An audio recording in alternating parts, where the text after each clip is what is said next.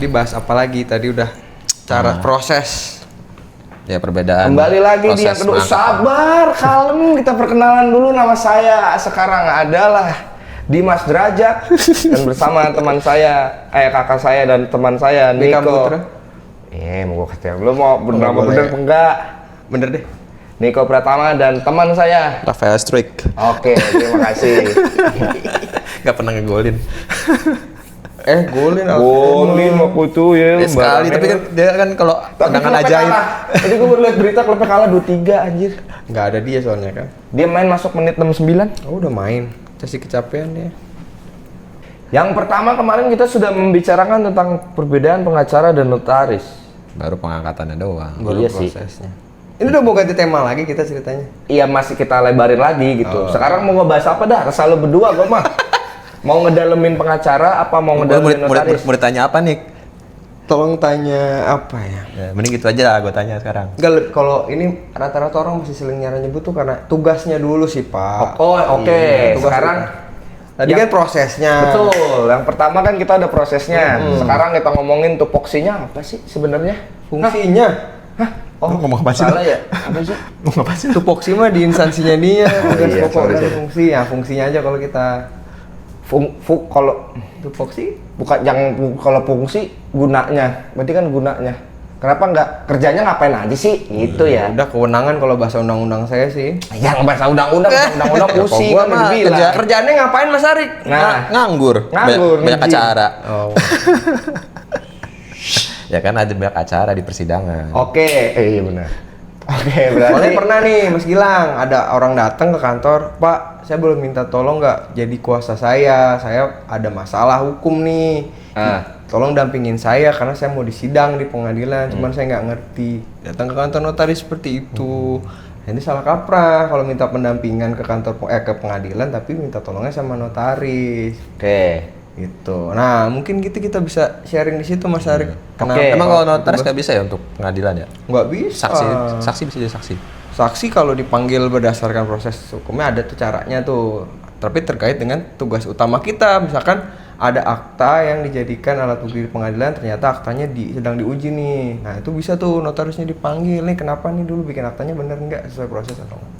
Gitu, itu intinya. Yang pentingnya tugas utamanya Mas Arik sebenarnya. Gua kepo ya soalnya. Beda. Lu malu kepo, lu mau dengerin. Ya kan harus Oke, kepo. satu-satu ya. Satu-satu sabar, kalem, tenang. Yang pertama kita kulik dulu. Karena huruf B. Kerjaannya Mas Arik ngapain aja sih pengacara itu? Pengacara itu kan Ngapain banyak yang kerjaan bilang pengacara, Rik, kerjaan itu lo kebalik, mending lu taruh yang di baju dah. oh iya ya. Kan gua punya baju ya.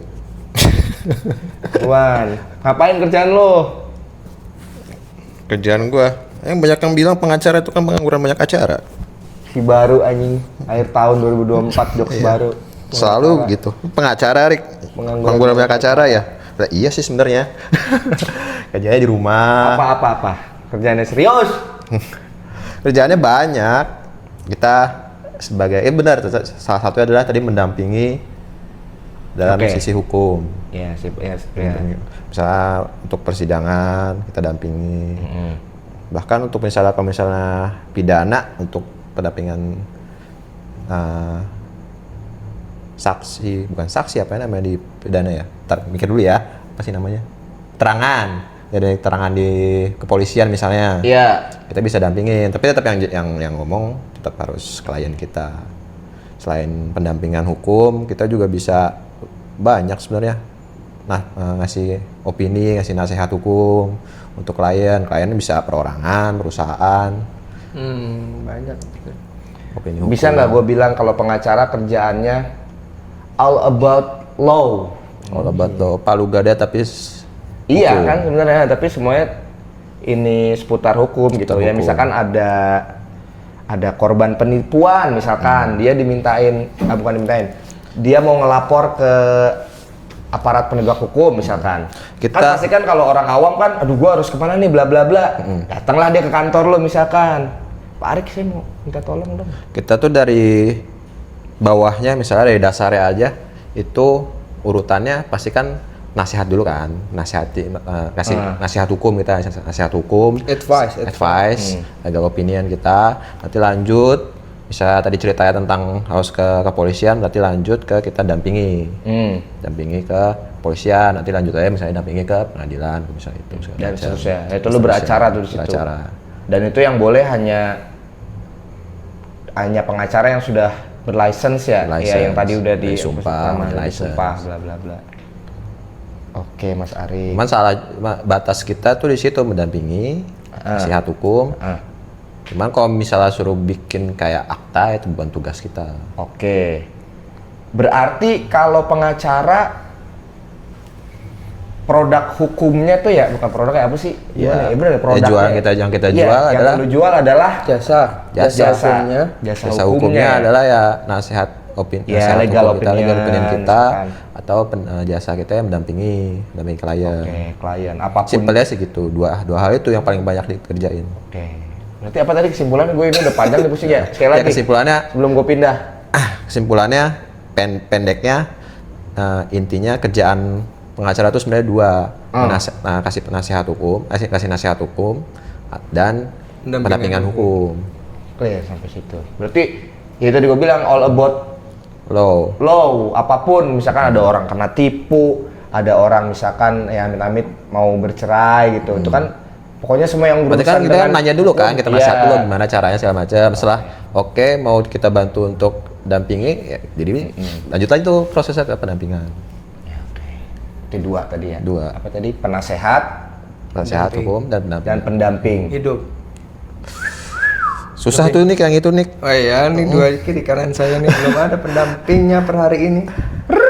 Kerjanya dampingin orang mulu. Nah, yang mendampingi diri Anda belum ada. Berarti clear sampai situ. Ya. Sementara yang kerjaannya pengacara aja dia masih di situ doang, tapi udah banyak banget kan. Iya. Sekarang kerjaannya notaris apa sih kalau boleh tahu? Ini sih gerakan begitu sih. Tahu dia mah ekspresif anaknya, kecicilan. Mereka makan gula ya Lang ya? Notaris apa? Tadi kan dia pendamping dan legal. Iya, tugasnya apa? Dia kerjaannya ngapain sih notaris? Notaris tugas utama kita adalah membuat akta otentik. Jadi membuat akta otentik. Segala hal yang diminta sama negara atau pemerintah atau undang-undang harus dibuat dalam akta otentik. Berarti bisa dibuat di notaris. Apa tuh nih akta otentik nih? Akta otentik yang simpel aja, yang orang-orang banyak tahu apa tuh? Contohnya ya, langsung ke contoh. Nggak perlu definisi ya, kalau definisi panjang nanti. Betul, kalau di pikiran lo ada divisi ini dan itu ribet, jangan lo jelasin, maksudnya jangan lo keluarin, lo cari yang paling simpel. Apa coba akta otentik tuh? Apaan sih otentik? Otentik tuh kan kalau gue asli, real. Ini gua ya. Mau gua. Bagus sekali. Contoh simpelnya apa? Contoh simpelnya apa? Akta otentik yang dibuat oleh notaris, karena ada akta otentik yang tidak dibuat oleh notaris. Oke, tar dulu dah, jangan press dulu. Ya udah, contoh akta otentik yang dibuat oleh notaris adalah yang paling sering adalah akta pendirian perseroan terbatas. Akta perjanjian kawin. Akta jual beli saham. Akta perjanjian apapun tuh juga akta otentik ya. Kalau yang buat di hadapan notaris akta otentik. Jadi akta otentik mau dijelasin nggak nih? Iya. Akta otentik adalah akta yang dibuat oleh pejabat yang berwenang untuk itu, di lokasi di mana dia ditentukan untuk itu, dengan tata cara yang ditentukan oleh undang-undang. Intinya adalah tadi keotentikannya karena dibuat dengan prosedur tertentu, Pak Gilang. Jadi nggak bisa semua orang bikin akta. Mas Arik punya kemampuan nih untuk membuat dokumen. Tadi kan dikasih legal opini berbentuk draft perjanjian. Boleh tuh Mas Arik. Tapi nilainya bukan otentik. Ya karena dia tidak dilekatkan dengan profesi. Iya. Itu nggak sih? Iya. Ngomong salah nggak sih ini? Benar. Nggak apa-apa. Jadi intinya adalah kami tuh tugasnya buat akta sebenarnya. Tugas utamanya adalah notaris. Akta lahir bisa nggak? Nah ini tadi, karena nggak semua akta itu dibuat dia, nggak cuma notaris yang membuat akta otentik. Ada akta-akta lain yang buatnya bukan notaris. Siapa? Tadi akta lahir tuh yang buat siapa? Dukcapil. Iya, itu akta otentik juga. Tuh, jadi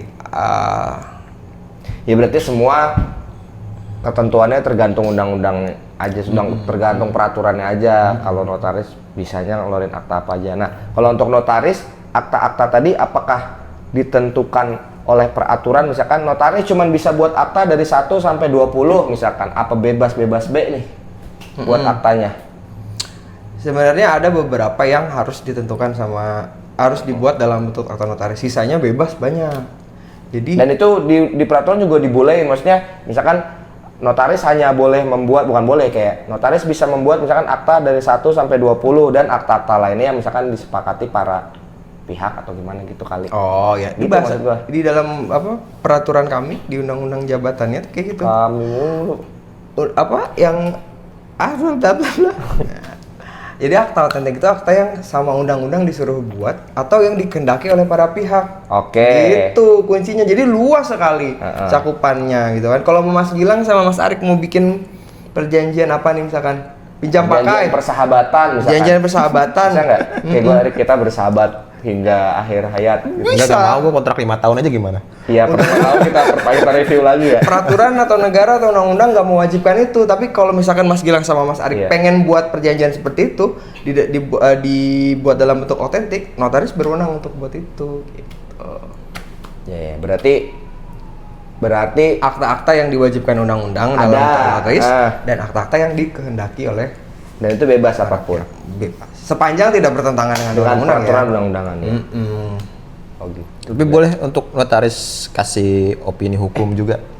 Apa sih pertanyaannya? Opini hukum. Nah, untuk notaris sendiri boleh nggak sih untuk kan kerjaan sebagai pengacara kan ngasih opini hukum juga kan? Apakah notaris bisa juga untuk ngasih opini hukum? Kasih opini hukum mungkin produknya tidak tertulis seperti lawyer ya, kasih ini legal opini kami, terus dari dokumen itu dapat honorarium, kita nggak. Kalau memberikan penjelasan tentang apa yang dia sedang permasalahkan, kita wajib justru malah di undang-undang bilang kasih penjelasan. Apalagi kalau misalkan dia membuat suatu dokumen atau akta, kita wajib tuh kasih tahu ini harusnya seperti ini dasar hukumnya seperti ini. Jadi ada edukasinya juga untuk masyarakat yang datang ke kantor kita, walaupun memang kadang kali nggak semuanya harus berujung dengan produk saya notaris gitu kan. Saya. Harusnya misalkan tadi tuh kayak contoh datang Bapak harusnya ke kantor Mas Arik, enggak deh, ke kantornya pengacara, karena Bapak mau beracara di lembaga peradilan, makanya datangnya ke sana. Itu kan juga termasuk Opini. nasihat hukum atau penjelasan lah gitu kan, edukasi tentang hukum. Karena ya sedikit banyak karena kami basicnya adalah sarjana hukum, tahu juga dong terkait Pastinya. itu. Nah, berarti kalau notaris nggak bisa ya mendampingi hukum, misalkan kayak tadi pengacara di pengadilan itu? Nggak bisa, kita nggak. Dia Ya tadi kata sebatas itu aja tadi. ya, Mengarahkan kalau klien ada yang memang sedang begitu, Ya. jangan Di-educate, langsung just angkat tangan educate. saja, jangan, kasihan juga gitu kan, karena kita tahu oh Bapak ke kantor pengacara kalau untuk kaitan ini, atau Bapak langsung ke kantor instansi ini gitu. Kita kadang sering seperti itu.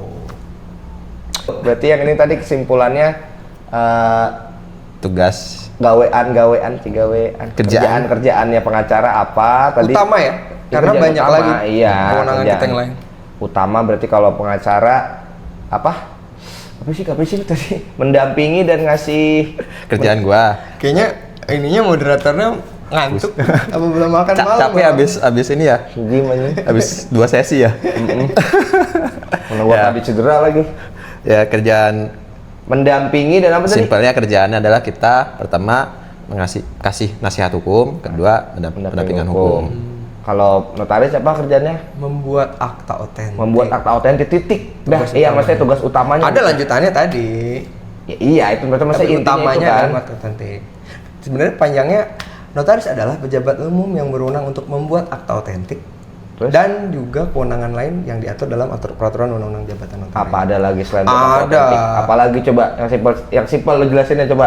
Legalisasi namanya mengesahkan tanda tangan. Mas Arik bikin perjanjian nih, ngedraft Oh, perjanjian iya. buat kliennya. Bawa tangan.